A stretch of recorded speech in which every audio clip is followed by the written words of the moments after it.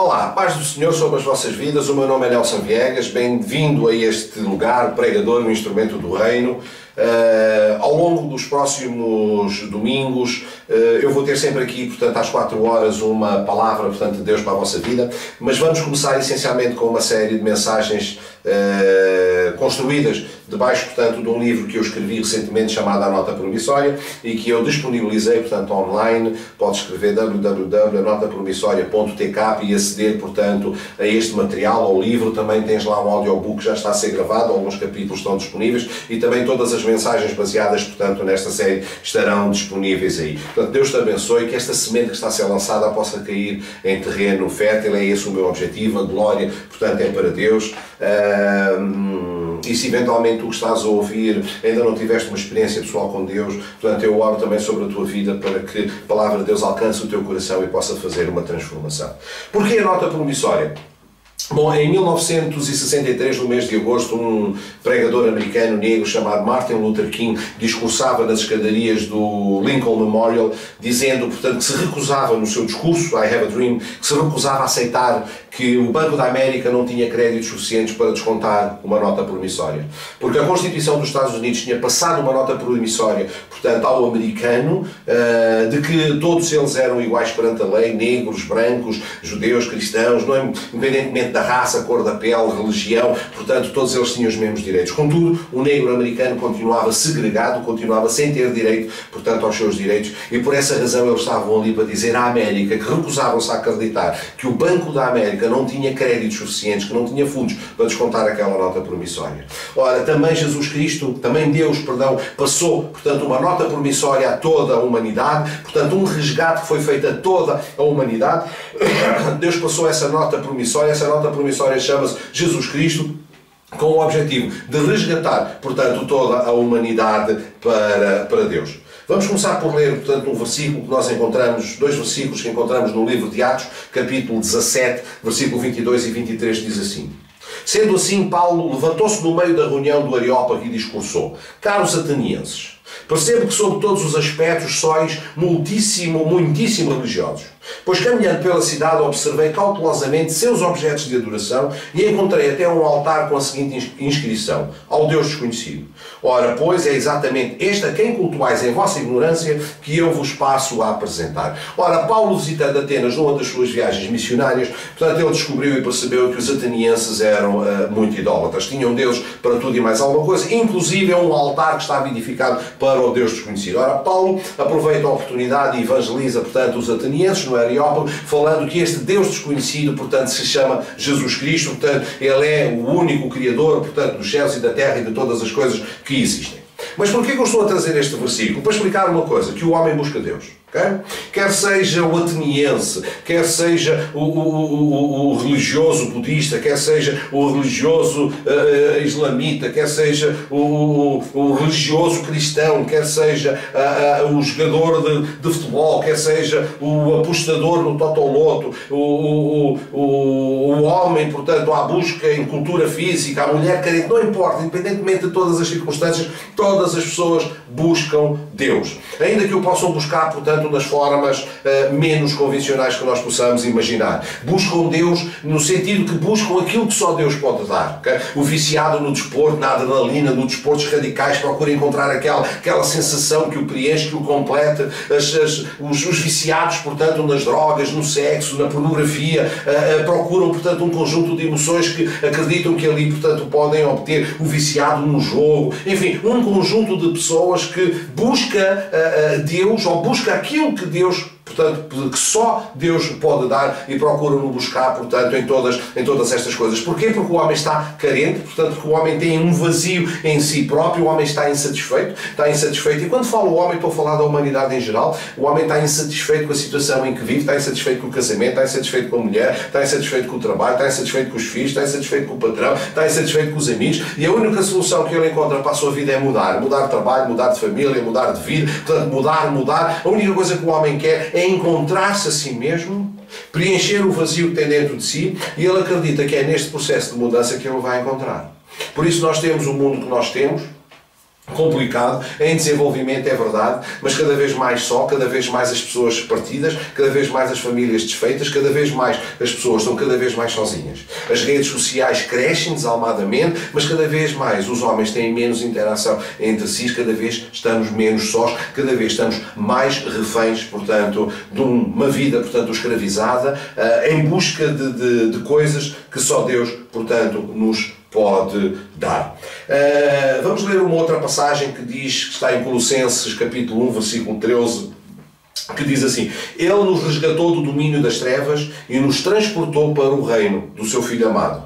E capítulo 2 de Colossenses, versículo 14. E cancelou o escrito de dívida que consistia em ordenanças e que nos era contrária. Ele o removeu completamente pregando na cruz. Porquê que Deus fez isto? Porque o homem por si próprio não tem créditos suficientes para pagar o seu próprio resgate. Portanto, nós fomos resgatados, nós fomos tirados, portanto, do domínio das trevas e fomos transportados para o reino do Filho do seu amor, que é Jesus Cristo. Ora, nós por nós próprios, pelas nossas obras, não podíamos fazer isso, não temos créditos suficientes para fazer a nossa própria redenção. Só Deus, através de Jesus Cristo, pode, portanto, fazer a nossa redenção. Portanto, havia um escrito de dívida contra nós. Portanto, a Bíblia diz que o salário do pecado é a morte. Todos nós estávamos mortos em nossos delitos e em nossas ofensas, mas Deus, por muito que nos amou, portanto, enviou o seu Filho amado para pagar essa dívida por nós. Portanto, o que é que Jesus Cristo fez? Ele diz que cancelou o escrito de dívida, portanto, que consistia em ordenanças, consistia em leis e que nos era contrária. Removeu completamente, portanto, pregando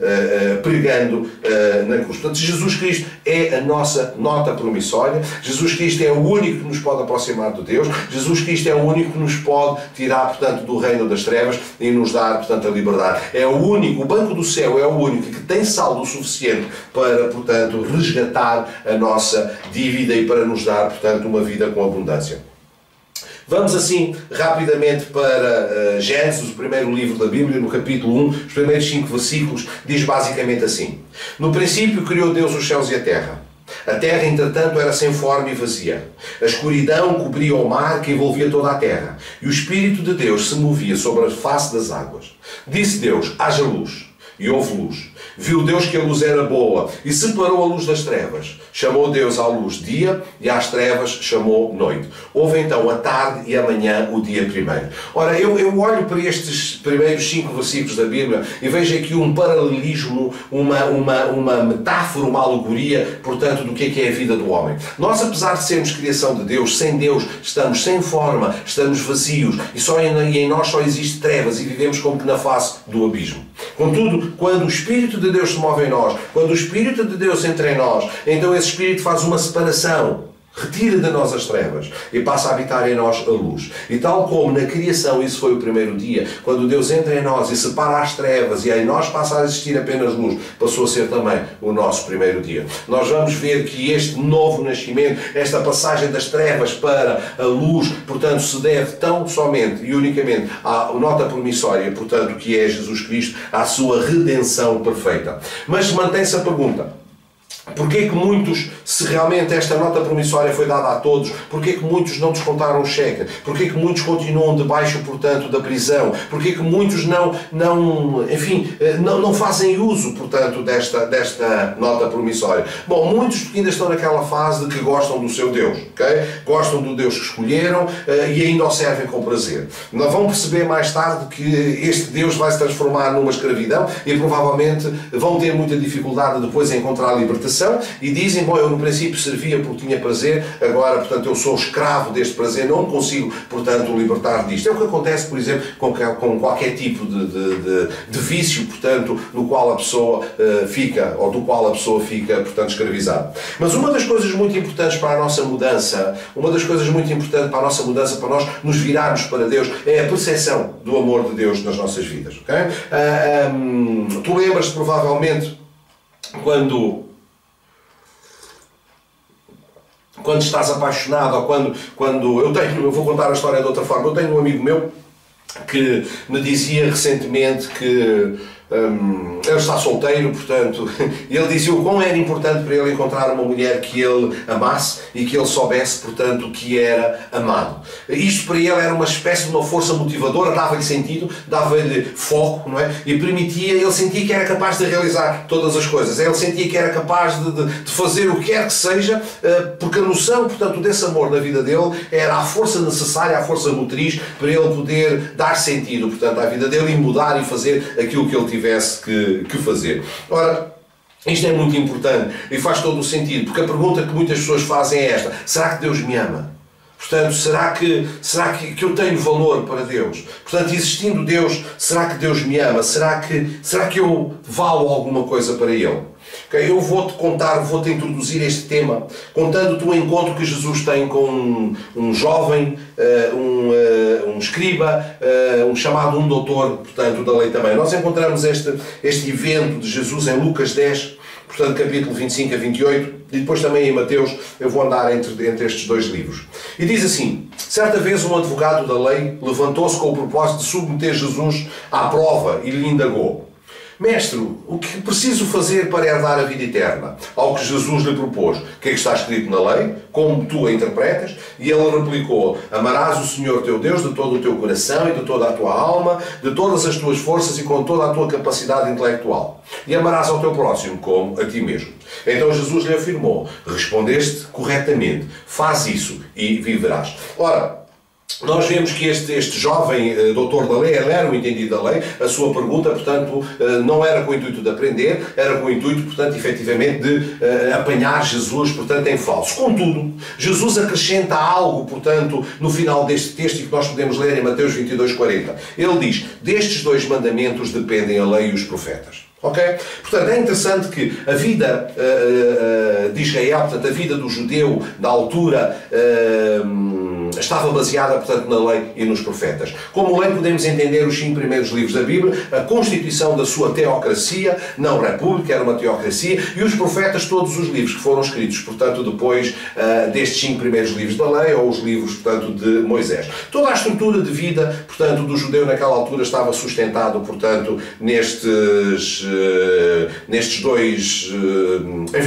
duas questões, lei, portanto, e profetas, nos ensinamentos que estavam, portanto, em todas as regras, toda a legislação, tudo aquilo que eram as suas regras básicas de vida estavam, portanto, nestes dois conjuntos de livros, leis e profetas. Contudo, Jesus diz, a lei e os profetas dependem, portanto, destes dois mandamentos. Okay? O primeiro, amarás a Deus, e o segundo, amarás ao próximo, portanto, como a ti mesmo. Portanto, inclusive Jesus diz o segundo semelhante, portanto, ao primeiro.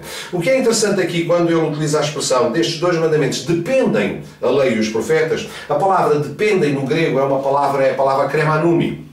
E kremanumi significa sustentar ou pendurar. É muito interessante porque nós vamos avançar agora até Gálatas, capítulo 3, versículo 13, diz assim: foi Cristo quem nos redimiu da maldição da lei. Ora, a maldição, portanto, a lei é uma maldição porque é pela lei que nós somos condenados, ok? Portanto, há uma maldição da lei. A lei, reparem bem, os profetas, que eram a base, portanto, da vida do povo judeu, diz aqui em Gálatas 3 que Jesus Cristo nos redimiu disso, portanto, da maldição dessa lei. A si próprio se tornou maldição em nosso lugar, pois, como está escrito, maldito todo aquele que for pendurado no madeiro. Ora, nós já vimos atrás que a razão, em Colossenses, que a razão pela qual Jesus Cristo foi pendurado no madeiro foi para, portanto, nos resgatar. Okay? Foi ele que pegou no escrito de dívida que estava contra nós e colocou, pregou na cruz. Ora, a palavra pendurada aqui é a mesma utilizada, portanto, no versículo anterior, destes dois mandamentos dependem a lei e os profetas. Pendurado. Ou seja, pendurado, portanto, eu vou dar um exemplo. Tu provavelmente em tua casa terás cabides. Okay? Os cabides mais convencionais são aqueles em que nós colocamos, portanto, os nossos casacos, penduramos as camisas, chamadas cruzetas. Mas existe um tipo de cabide que eu vou utilizar como referencial para aquilo que te quero dizer agora, que é um cabide que normalmente colocamos atrás das portas e que tem assim dois pequenos ganchos. Imagina que chegas a casa, tiras a gabardina, colocas num desses ganchos e tiras o casaco e colocas, portanto, no outro gancho. Então tu tens, okay, gabardina e casaco pendurado, portanto, naquele cabide. Assim é, portanto, a lei e os profetas. De um lado tens a lei, do outro lado tens os profetas, pendurado, portanto, naquele gancho. E qual é o gancho? É este mandamento: amar a Deus, portanto, e amar o próximo. Se não tiveres amor a Deus e se não tiveres amor ao próximo, a lei e os profetas, portanto, deixam de ter qualquer valor, portanto, perdem qualquer sentido. Mas, entretanto, portanto, esta história continua-se a desenrolar e o jovem doutor da lei pergunta: quem é o meu próximo? Ora, muito bem, Jesus utiliza, portanto, uma parábola, que conhecemos todos, que é a parábola, portanto, do bom samaritano, para explicar, portanto, quem é o nosso próximo. E nós já vamos chegar, portanto, ao tema deste capítulo, que é: será que Deus me ama? Ok? Será que Deus me ama? Mas, entretanto, vamos passar, portanto, aqui pelo bom samaritano. Conta a história que um determinado sacerdote, portanto, primeiro, antes do sacerdote, numa estrada, enfim, perigosa, que vai de Jericó, portanto, até Jerusalém, vinha, portanto, um determinado indivíduo que foi assaltado, bateram-no, roubaram-no, portanto, e deixaram-no como que morto junto à estrada. Passa um sacerdote, portanto, que olha para aquilo, julga-o morto, não se quer contaminar, não chega lá perto, não toca no cadáver, para não ser impedido, portanto, de ministrar no templo, e passa de lado. A seguir, portanto, vem um levita e faz exatamente a mesma coisa. Reparemos que estes dois levitas são judeus como aquele que estava ali, portanto, que tinha sido agredido. Passa depois um samaritano, okay, que vendo, portanto, aquele indivíduo ali caído, vai e presta-lhe auxílio, portanto, limpa-lhe as feridas e leva-o para uma estalagem, portanto, e paga a estadia e pede ao estalageiro para tomar conta, portanto, daquele homem. O que é interessante é que o sacerdote e o levita eram iguais, portanto, àquela vítima que estava ali caída. Eram iguais em termos de raça, em termos de religião, em termos de credo, portanto, eram judeus como o outro. Samaritano não. Portanto, o samaritano pertencia, portanto, a uma zona, portanto, daquela província, portanto, com o qual, portanto, os judeus não se davam. Inclusive, quem vinha da Galileia para a Judeia ou da Judeia para a Galileia nunca atravessavam, portanto, aquela zona intermédia, portanto, chamada Samaria, faziam o seu percurso, portanto, junto ao Rio Jordão. Samaritanos, portanto, e judeus não se davam, eles eram, portanto, inimigos naturais. Contudo, portanto, este samaritano usou de misericórdia para com este judeu. Quando Jesus pergunta, portanto, ao jovem, portanto, da lei, quem é que foi o próximo, portanto, deste judeu, naturalmente, portanto, a resposta dele foi aquele que usou misericórdia. É interessante que ele recusou-se a dizer o nome samaritano, portanto, mas ele reconheceu claramente que o próximo, portanto, tinha sido portanto, o samaritano. Ora, muitas vezes na nossa vida, os nossos próximos, são aqueles que estão mais próximos de nós, muitas vezes da nossa família, são aqueles que já nos magoaram, são aqueles que, ou mesmo no escritório, no trabalho, aqueles que muitas vezes estão próximos de nós, são muitas vezes também aqueles que já nos magoaram, são aqueles com que nós esperávamos poder contar e não pudemos contar, e se calhar eles, relativamente a nós, contavam connosco, portanto, e nós falhámos. A condição, amado, para se ser próximo é o uso da misericórdia, o uso da misericórdia e do perdão. Porquê? Porque quando aquele samaritano viu aquele homem caído, ele sabia que era inimigo, para o poder ajudar, ele primeiro teve que perdoar. Para poder perdoar, ele teve que usar, portanto, misericórdia. Nós somos chamados, portanto, a agir assim, dessa forma. Agora, reparem bem, quando nós falamos que Deus nos ama, nós temos que ir para aquilo que é mais importante em Deus, que é a essência de Deus.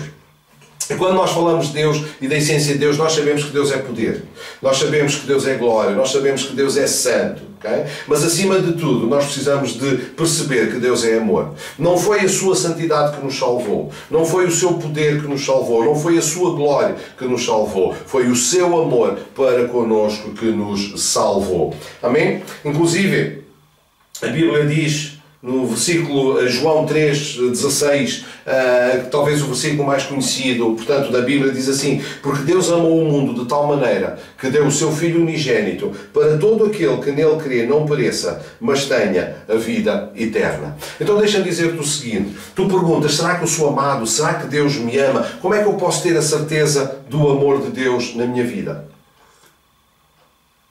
Sabes, Deus fez-nos muito parecido com Ele. A Bíblia diz que nós fomos feitos à sua imagem e à sua semelhança. Nós somos muito parecidos com Deus. E há aqui duas características muito interessantes que Deus pôs muito próximo na nossa vida. Pelo menos eu o vejo assim, dessa forma. Provavelmente outros poderão ter uma ideia ligeiramente diferente. Mas quando se trata do amor de Deus, eu gosto de pensar na paternidade. Sabes, Deus fez-nos com a capacidade de criar. Deus é o Criador de todas as coisas. Ele criou todo o universo, criou toda a vida que nele existe. Mas se nós pegarmos em tudo aquilo que é a natureza que Deus criou, os animais, os seres humanos, as rochas, os mares, a água, as aves, se retirarmos isso tudo, ok?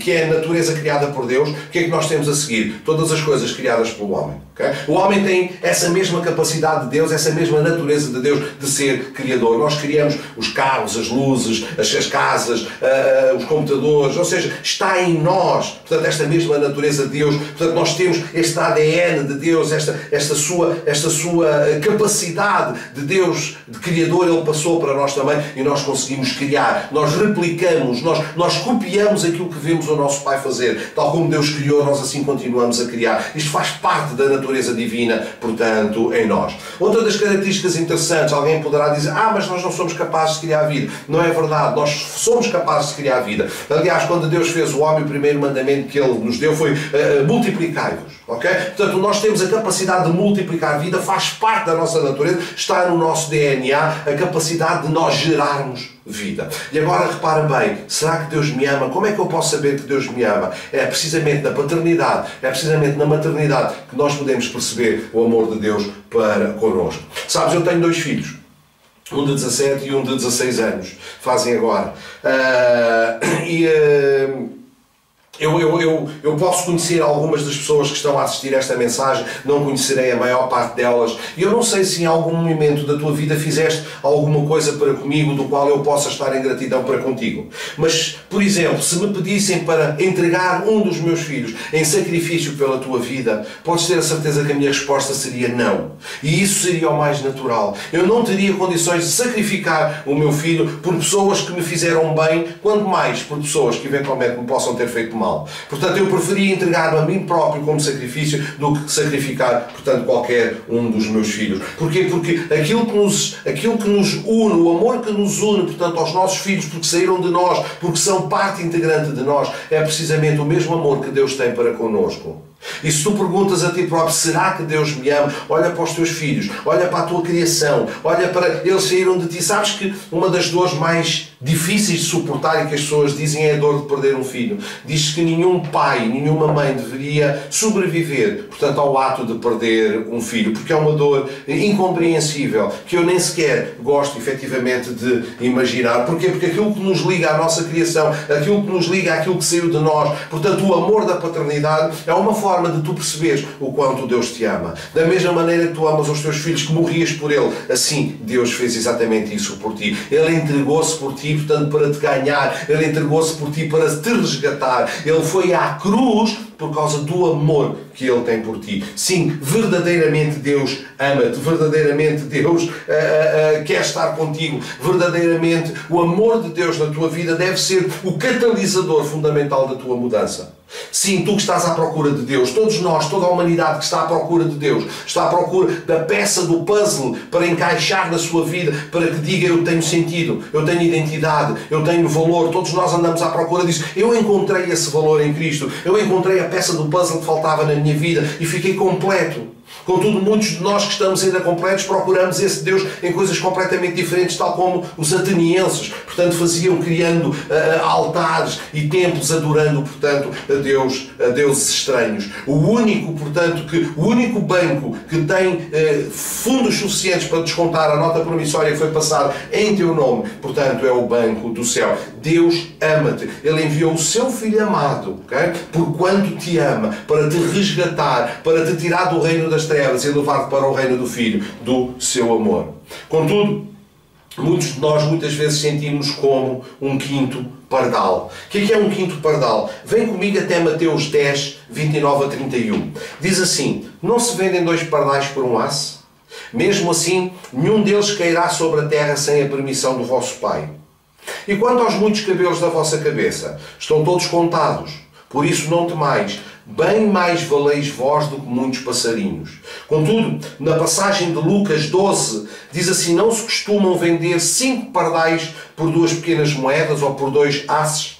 Entretanto, nenhum deles deixa de receber o cuidado de Deus. Para que percebas, o asse é a unidade de moeda mais pequena, portanto, que existia naquela altura. Okay? Não havia nada mais pequeno do que um aço. Um aço, portanto, valia muito pouco. Contudo, com uma moeda de aço, com o aço conseguias comprar 2 pardais. Com 2 moedas, supostamente comprarias 4, mas não, consegues comprar 5. Nós hoje temos, enfim, uma vida muito centrada no consumo, temos hipermercados e supermercados em todo o lado. Naquela altura, portanto, a vida rondava à volta das feiras e também já naquela altura se faziam promoções. E quando acontece aqui esta promoção, por um aço levas 2 pardais, 2 aços levas 5 pardais, significa que há aqui um pardal que não tem valor nenhum, é o 5º pardal. É um valor que é o pardal que não tem valor. E se tu reparares hoje, tu vais a uma feira, vais a uma loja de animais e não vês pardais à venda. Porquê? Porque o pardal não tem, portanto, valor comercial. Então, dás de borla, e é aquilo que estava a acontecer aqui, portanto, é uma oferta grátis. Contudo, Deus diz, cuidado, ok? Nenhum pardal cai, portanto, sem que eu saiba ou sem que eu permita. Até os cabelos da tua cabeça, portanto, estão todos contados. Deus tem os seus olhos postos no pardal. Muitos de nós dizemos assim, eu, pela vida que tenho, eu não, Deus não me ama, Deus não me pode amar, é impossível que Deus me ama, que a minha vida, portanto, não é digna de ser amada. Deixa-me dizer uma coisa, Deus veio especificamente para o 5º pardal. O ministério de Jesus Cristo foi centrado em cima do 5º pardal. Hoje os 5º pardais podem ser aquelas pessoas que são vítimas de bullying, as crianças na escola porque têm óculos grossos, têm acne na cara, ou porque são gordinhos, ou porque têm dentes de coelho, ou porque não têm dentes, seja lá, não importa. Aqueles que são rejeitados, que estão abandonados sós, os velhos na rua, os sem abrigos, aqueles que são deixados nas camas dos hospitais sem que ninguém os visite, os abandonados, esses são as vítimas, enfim, são os 5º pardais, portanto, dos nossos dias. Mas na altura também havia 5º pardais, a mulher samaritana, a mulher com fluxo de sangue, a viúva na porta de Naim, o cego Bartimeu, o coxo junto ao tanque de Betesda. Todos estes eram os 5º pardais daquela altura. Mas fica a saber, meu querido, que Jesus Cristo, o seu ministério foi para esses, para os 5º pardais. Ele começa o seu ministério dizendo em Lucas 4, versículos 16 a 20, o Espírito do Senhor está sobre mim, Ele me ungiu para evangelizar os pobres, para curar os cegos, para curar os quebrantados do coração. O ministério de Jesus Cristo, a unção que estava sobre a vida dele, foi para trazer uma mensagem de graça, uma mensagem de paz, uma mensagem de vitória sobre aqueles que estavam em necessidade. Ele disse, eu não vim chamar, portanto, os bons, os sãos, eu vim chamar os pecadores à salvação. São os doentes que precisam de médico. Tu lês isso em Mateus 9, versículos 12 e a 13. Nós valemos muito mais do que pardais. Se podes sentir que és uma vítima, que a tua vida não tem sentido, pois fica a saber que foi precisamente para ti que Jesus Cristo veio. Ele diz assim no Salmo 84, 3, o pardal e a andorinha encontraram lar, um lugar próximo ao teu altar, ó Eterno dos exércitos, meu Rei, meu Deus. O sítio onde o pardal e a andorinha encontraram lar não foi num sítio qualquer, foi junto ao altar de Deus, foi próximo do altar de Deus. Para que tu percebas, o ministério de Jesus Cristo na terra foi para os necessitados. Se tu sentes que és assim um necessitado, se olhas para a tua vida e achas que ela não tem valor, se perguntas, será que Deus me ama? Sim, Deus ama-te. De tal maneira que enviou o seu Filho para morrer por ti. Todo o ministério de Jesus foi feito a pensar no 5º pardal. Contudo, deixa-te contar uma coisa que é muito importante e que tem muito valor. Ainda que tu possas achar que és um 5º pardal, Deus olha para ti como uma pérola de muito valor. A Bíblia conta uma história em Mateus 13, 45 e 46, diz que o reino dos céus, explica o Senhor, explicava Jesus, é como que um negociante que procura pérolas preciosas. E assim que encontrou uma pérola valiosíssima, ele foi e vendeu tudo o que tinha e a comprou. Quem é, portanto, o negociante de pérolas nesta história? Quem é que saiu à procura de pérolas para comprar? Deus. Quem são as pérolas que ele encontrou? Tu e eu, nós somos as pérolas. Vendeu tudo o que tinha para nos comprar. Quem foi que ele vendeu? Jesus Cristo. Jesus Cristo é a nota promissória. Deus, o negociante de pérolas, saiu e ainda hoje ele anda saindo procurando pérolas a quem possa comprar. E quando ele encontrou-me a mim, encontrou a ti. E ele pegou no seu filho amado, porque era preciso pagar um resgate. E ele entregou o seu filho para te ter, a ti e a mim. Nós somos essas pérolas de grande valor, portanto, nas mãos do Senhor Jesus Cristo, nas mãos de Deus. Deixa-me contar-te uma história engraçada. Como é que se forma uma pérola? Diz que um pequeno grão de areia ou uma substância qualquer que não é própria da pérola, por alguma razão, portanto, entrou dentro, portanto, da ostra. E essa pequena partícula começa a ferir, portanto, o molúsculo, portanto, lá por dentro. E ele começa a segregar, portanto, uma substância chamada nacre ou madrepérola, que envolve, portanto, aquele pequeno grão, portanto, seja do que for, começando, portanto, a cobrir, de tal forma que dá origem, portanto, a uma pérola lindíssima. É da ferida,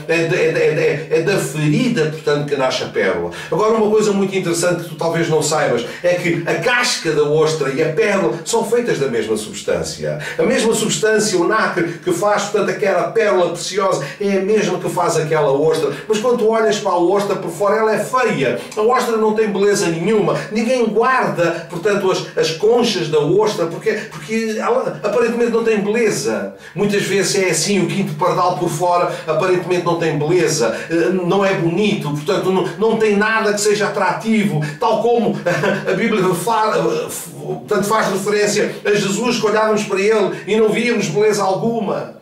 Talvez nós muitas vezes nos sentimos assim, sem beleza nenhuma, parecemos umas ostras por fora, mas Deus olha para nós, para dentro, e vê que dentro de nós está uma pérola de grande valor.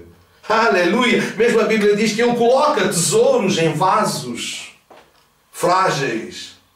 Nós temos um valor tremendo para Deus, e sabes porquê?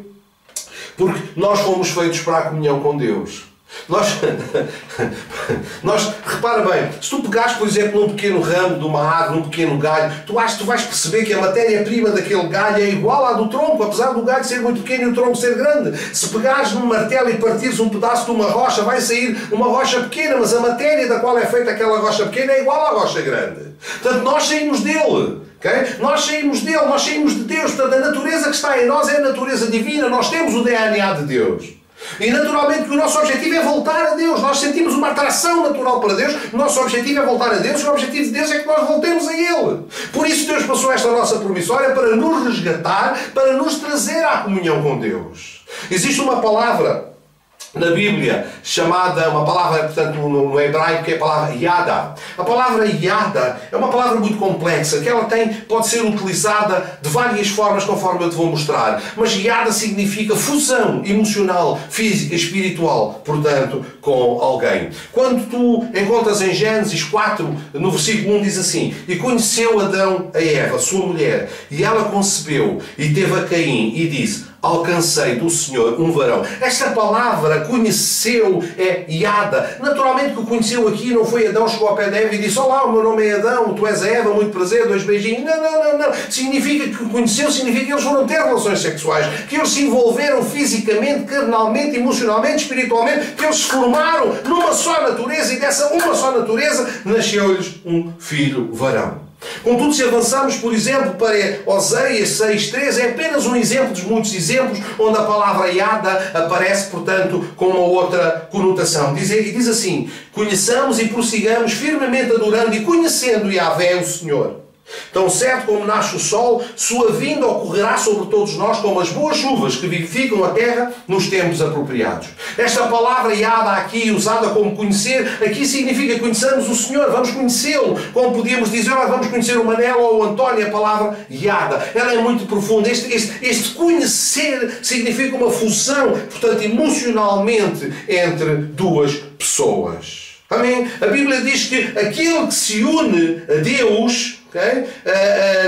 1 Coríntios 6.17 diz assim: aquele que se une ao Senhor é um só espírito com Ele. Portanto, o objetivo da nossa redenção é para nós voltarmos ao estado de graça, ao estado de fusão que nós tínhamos antes da queda de Adão, antes do pecado original.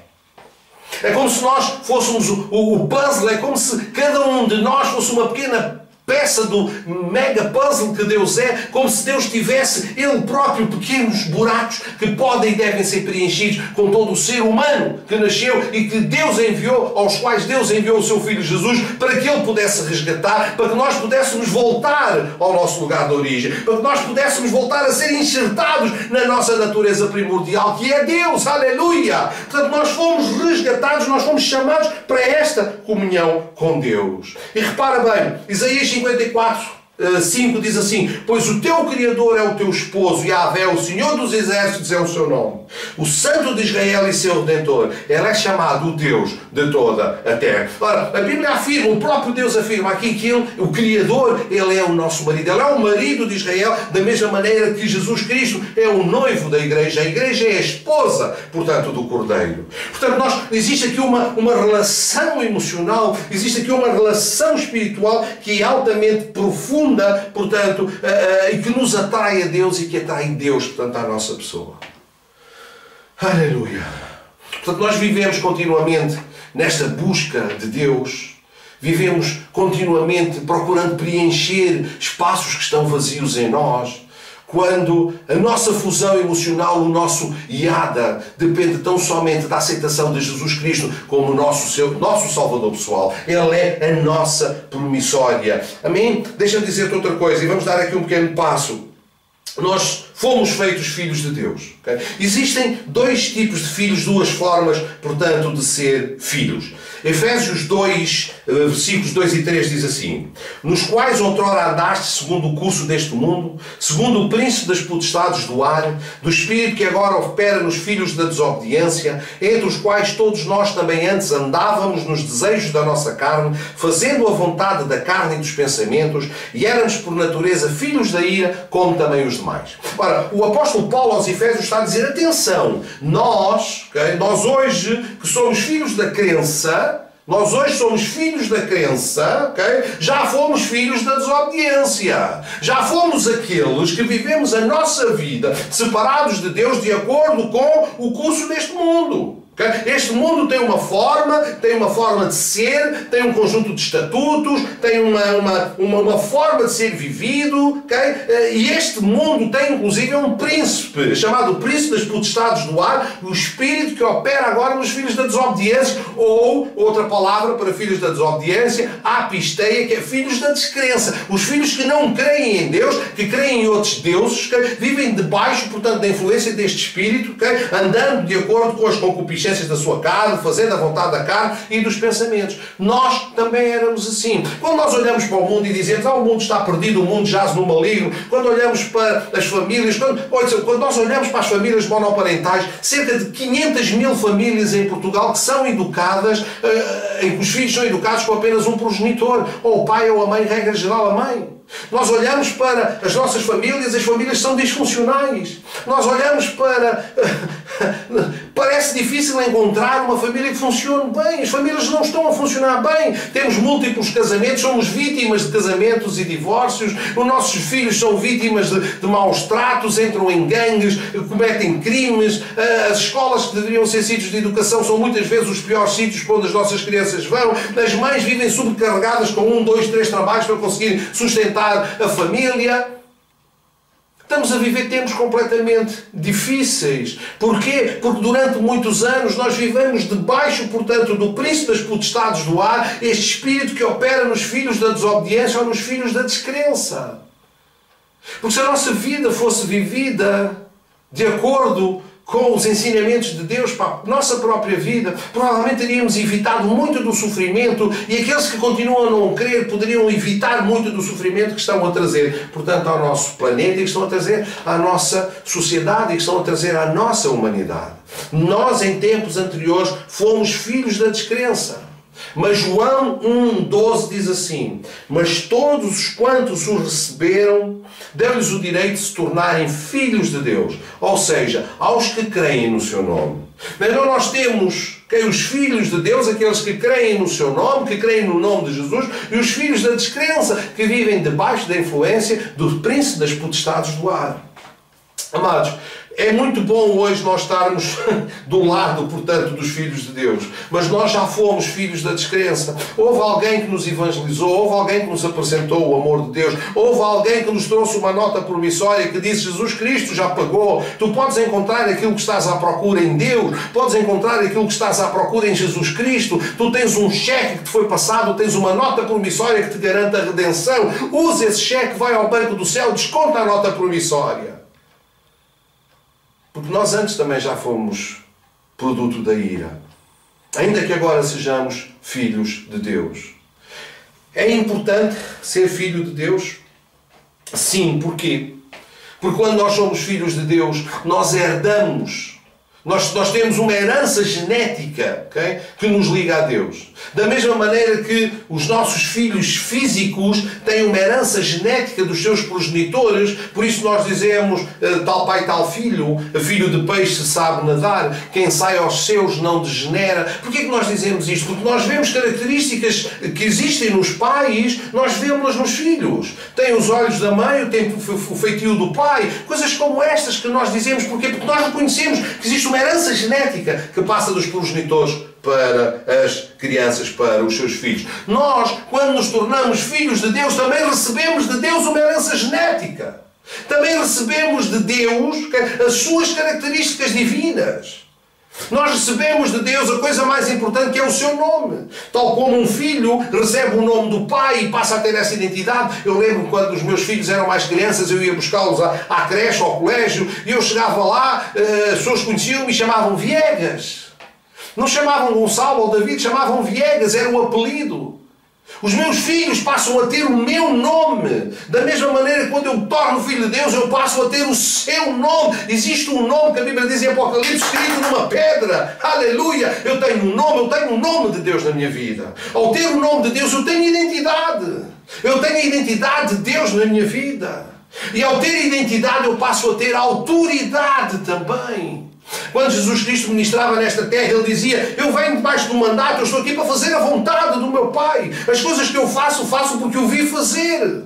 Não é isto que os filhos fazem. Eles aprendem olhando para aquilo que os pais fazem. Jesus Cristo fazia aquilo que via o seu Pai fazer. E nós fazemos exatamente a mesma coisa. A partir da altura que nós nos tornamos filhos de Deus, nós recebemos esta herança genética de Deus, recebemos a natureza de Deus, recebemos o nome de Deus, a identidade de Deus e a autoridade de Deus, para que em seu nome nós possamos fazer aquilo que Deus nos chamou para fazer. Aleluia! É importante ser filho? É importante ser filho. Porque quando nós somos filhos, nós somos redimidos. Quando nós somos filhos, nós somos amados. Quando nós somos filhos, nós somos transformados. Quando nós somos filhos, nós somos mudados. E agora quero-te falar do filho mais importante que alguma vez existiu. O Filho Jesus. Mas quero partilhar contigo primeiro um versículo que nós encontramos em Hebreus 2 para perceberes um bocadinho este Filho Jesus. Hebreus 2, versículos 17 e 18 diz assim: por esse motivo era vital que ele se tornasse semelhante a seus irmãos em todos os aspectos, a fim de que pudesse constituir-se como sacerdote misericordioso, sumo sacerdote misericordioso e leal em relação a Deus, e pudesse realizar propiciação pelos pecados do povo.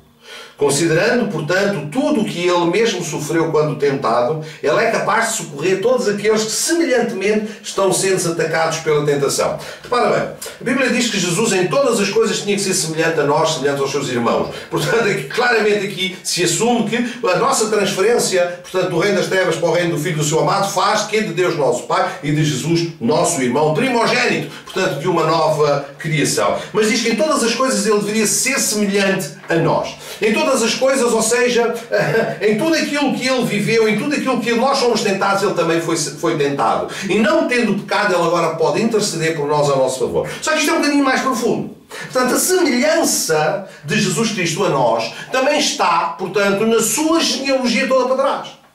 Porque alguns de nós podem dizer assim: isso é tudo muito giro, mas tu não conheces a minha vida, tu não sabes o que eu fiz, tu não sabes os erros que eu cometi, tu não sabes, a minha família é uma coisa. Nós somos completamente disfuncionais. Essa coisa de Deus para nós não funciona porque Aquilo que a gente tem para trás aqui, a bagagem que está atrás de nós é realmente grande. Então vamos ver a bagagem que Jesus Cristo trouxe. Primeiro vamos começar pela sua genealogia. Quatro evangelistas, 2 deles não apresentam genealogia. Um é João, porque, enfim, ele apresenta Jesus como Deus e Deus não tem princípio nem fim de dias, portanto, genealogia não tem interesse nenhum no Evangelho de João. Marcos, mais ou menos a mesma coisa. Porquê? Porque Marcos apresenta-o como servo e para os servos, para os escravos, portanto, genealogia, portanto, de onde veio, para onde vai, também não interessa nenhum porque é escravo. Já Mateus, portanto, e Lucas apresentam a genealogia de Jesus Cristo, um até Adão e outro, portanto, até Abraão. Um via, portanto, o seu pai adotivo José e outro via Maria. Isto é muito importante, mas tem cabimento numa outra mensagem e aqui eu quero me centrar naquilo que eu quero passar. Vamos começar por Adão. Adão foi o primeiro homem e também o primeiro pecador. Por causa do seu pecado, o pecado entrou na terra. Se tu hoje és pecador e se eu hoje sou pecador, é a Adão que devemos, portanto, agradecer. O seu pecado foi de tal forma grande que de tal forma impactou, portanto, a vida das pessoas que viviam naquela altura, que meteu de tal forma a água que veio a dar origem, anos mais tarde, portanto, ao dilúvio, do qual apenas Noé, portanto, se safou. Repara bem, milhares de pessoas que viviam na terra naquela altura, apenas um justo se encontrou, portanto, na altura do dilúvio, que era Noé. Noé sai da arca, tem um planeta inteiro para colonizar, planta uma vinha, apanha uma bebedeira e se tu hoje gostas da pinga, podes pôr a culpa, portanto, a Noé. E vamos continuando por aí fora. Vamos chegar até Abraão. Abraão, chamado amigo de Deus, um homem fantástico, o pai da fé. Contudo, no início da sua caminhada com Deus, Abraão, tal como tu e eu, também mentiu. Ele chegou ao Egito e depois a uma terra da Filisteia. A sua mulher era lindíssima, Sara era bonita, e ele disse: ui, quando eu entrar no Egito com esta mulher, de certeza que me vão matar para ficar com ela. Então ele não se importa de mentir dizendo que Sara era sua irmã, não se importou que Sara fosse dormir com o faraó ou com outro qualquer, simplesmente para manter, portanto, a vida. Abraão, amigo de Deus, meteu água. Continuou sempre assim. Não, ele cresceu, todos nós crescemos, portanto, Abraão também teve que crescer. Chegamos, entretanto, a Raabe, por exemplo. Podia saltar Raabe. Ninguém quer ter na nossa genealogia, portanto, uma mulher que era chamada uma mulher da má vida, dona de uma casa de alterne, por exemplo. Está lá na genealogia de Jesus, é a tetravó, portanto, do rei David. Falar de David, não é? Um homem fantástico, um homem segundo o coração de Deus. Contudo, no início da sua caminhada com Deus também, apaixonou-se por uma mulher chamada Batseba, com quem teve um filho. Ela era casada com um general, portanto, com um combatente, com um homem, portanto, um guerreiro de David. Este, para cobrir, portanto, a gravidez de Batseba, chama o homem, portanto, do campo de batalha para que se deite com a mulher, vá lá, vai descansar. Ele, incomodado pelo facto dos seus compatriotas e amigos estarem, portanto, a guerrear, e ele, enfim, a dormir numa cama confortável, resolve, portanto, dormir na entrada da casa, gorando os planos, portanto, do rei David.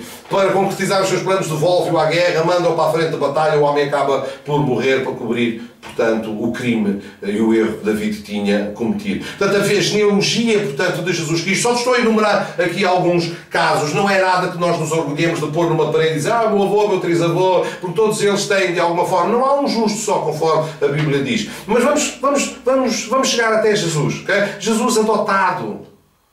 Todos nós sabemos, José não era o seu pai verdadeiro. Muitos dizem: ah, eu sou adotado, coitadinho, é adotado, os adotados são os desgraçados. Então Jesus Cristo podia ser um desgraçadinho porque foi adotado. Não só foi adotado, como logo rejeitado na nascença. Portanto, o rei Herodes manda-o matar, procura, ele teve que fugir para o Egito, portanto, rejeitado logo como bebê. Portanto, podia dizer: ai, coitado de mim, sou um desgraçado. Quando inicia o seu ministério, em vez de haver uma festa, pompa e circunstância, 40 dias de jejum, passar fome, aonde? No deserto, sendo tentado pelo diabo. Não era assim que nós gostávamos de começar o nosso ministério. Chegamos a uma empresa para começar a trabalhar, pumba, 40 dias sem pão nem água, portanto, fome, sendo tentado pelo deserto. Sai, começa o seu ministério, entra na sinagoga, o Espírito do Senhor, abre o livro de Isaías, o Espírito do Senhor me ungiu para... Pegam nele, querem-no atirar de um penhasco abaixo.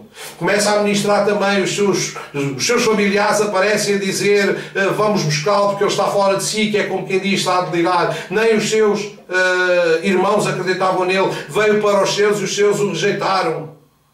Bolas, podíamos olhar para a vida de Jesus Cristo até chegar à cruz, cuspido, chicoteado, maltratado. Podíamos ver um Cristo deprimido, um Cristo que não aguentava as vicissitudes do moderno mundo romano, a querer suicidar-se porque não aguenta a pressão que está sobre ele. Não, vemos um Jesus glorioso, curando, transformando, alegre, trazendo paz, alegria, força, vitória, portanto, à vida das pessoas com uma mensagem vitoriosa. Mas, tal como diz a passagem de Hebreus, em todas as coisas era importante que ele se tornasse semelhante a nós. E até na sua genealogia, até na história da sua família, okay? Jesus Cristo se tornou, portanto, igual a nós. Contudo, há aqui um aspecto que é muito importante e que eu quero que tu saibas. Eu tinha falado há bocado onde é que tu sentes o amor, como é que tu sabes que és amado? Porque Deus te ama e tu sabes que és amado na paternidade. Ao mesmo tempo que todas estas coisas aconteciam, algo também acontecia. Em Marcos 1:11, repara, Jesus inicia o seu ministério. Ele é batizado por João e diz assim o versículo: então houve uma voz vinda dos céus: tu és o meu filho amado, em ti muito me agrado. E quando no Monte da Transfiguração, em Marcos 9, versículo 7, diz assim: surgiu uma nuvem que os envolveu e dela saiu uma voz que declarou: este é o meu filho amado, a ele dai ouvidos. Uma das coisas que é muito importante perceber aqui, Jesus Cristo carregava o nome do seu Pai, a identidade do seu Pai, a autoridade do seu Pai, e o seu Pai fazia questão que ele soubesse: tu és meu filho, eu te amo, tu és meu filho, eu tenho prazer em ti. Deus tinha sempre o cuidado de dizer a Jesus: cuidado, tu és meu filho, tu tens a minha aprovação, tu tens o meu selo, tu tens a minha glória, tu tens a minha autoridade, tu tens o meu poder, tu não estás sozinho, porque tu és amado. Aleluia! E é exatamente isto que Deus faz a cada um de nós. Quando cada um de nós pela fé se torna filho de Deus, a todos os que o receberam deu-lhes o poder de se tornarem filhos de Deus. Também Deus diz para nós: tu és meu filho amado em quem me compraz, porque eu tenho prazer em ti, porque tu és meu filho. E é esta identidade, esta força, este poder que esta nota promissória traz sobre a nossa vida. Por causa da nota promissória chamada Jesus Cristo, nós tornamos herdeiros de Deus, nós tornamos co-herdeiros com Jesus, nós passamos a ter um nome, uma identidade, e passamos a ter o poder de Deus na nossa vida também, para transformar a nossa existência e para transformar a existência daqueles com quem nós vivemos. Glória a Deus! E deixa-me dizer-te uma coisa, para terminar. Provérbios 23:26, Deus o Pai diz assim: filho meu, dá-me o teu coração, e que teus filhos apreciem também os meus caminhos. Deus está a fazer um chamado, Deus está a fazer um apelo à tua vida. Tal como Deus fez um apelo à minha vida, que me chamou, que me transformou. Deus está a fazer um apelo à tua vida. Ele está-te a dizer: filho meu, dá-me o teu coração. Deus, o teu Pai, está-te a chamar, a pedir o teu coração, para que Ele possa dizer: filho meu, eu tenho prazer em ti. Filho meu, eu comprazo-me em ti. Tu és o meu filho amado. É em ti com quem eu tenho prazer. Deus está a fazer este chamado à tua vida. Se tu hoje ainda não tiveste um encontro com Jesus, ou se por alguma razão estás a viver um período de afastamento de Deus, Deus está-te a chamar hoje à comunhão com Ele. Tu foste feito para a comunhão com Ele. Tu és o seu filho. Tu és amado dEle. Tu és uma pedra preciosa. Aleluia! Deus tem prazer em ti. Se tu queres ter um encontro com Deus esta tarde, então eu quero abençoar a tua vida. Eu quero que ores comigo. Fecha os teus olhos e repete esta oração comigo. Pai Santo, venho hoje à tua presença para descontar a nota promissória que tu já me entregaste. No dia de hoje eu quero reconhecer diante de ti que sou um pecador e que sem ti eu nada sou. Contudo, reconheço que enviaste o teu Filho amado porque me amas, que morreu na cruz do Calvário, que riscou as ordenanças que existiam contra mim. E eu hoje te aceito como o meu Salvador pessoal, como o Rei da minha vida. Pai, estou aqui para descontar a nota promissória. Eu quero ser teu filho e reconheço Jesus como o meu Salvador. Em nome de Jesus. Amém. Aleluia. Deus te abençoe tremendamente. Não te esqueças, próximo domingo, às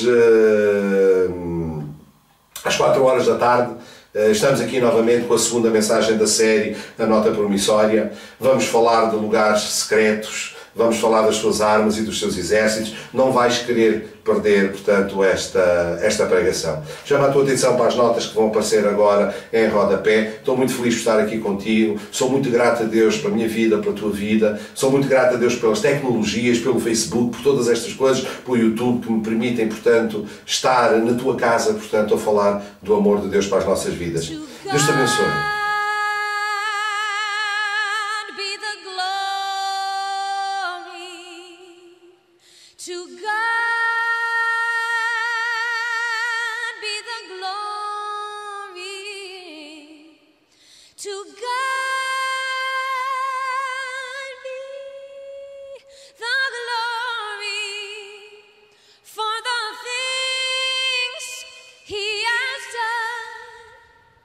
With his blood, he has saved me. With his power.